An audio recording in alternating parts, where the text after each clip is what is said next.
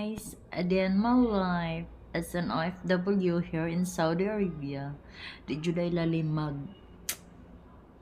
DX kay lisod kayo kapoy.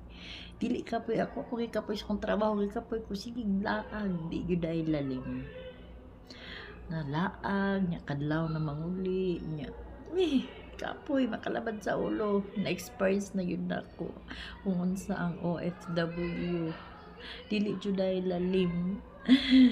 Murag kasurrender nako pero laban lang yapon kay 2 years nya 2 months pa ta here in Saudi Arabia. Dili gid ay lalim no. Maningkamot na lang ta, laban na lang ta ani kay dugay pa ang 2 years. Balik na lang tag vlog ani kay way lain lingaw.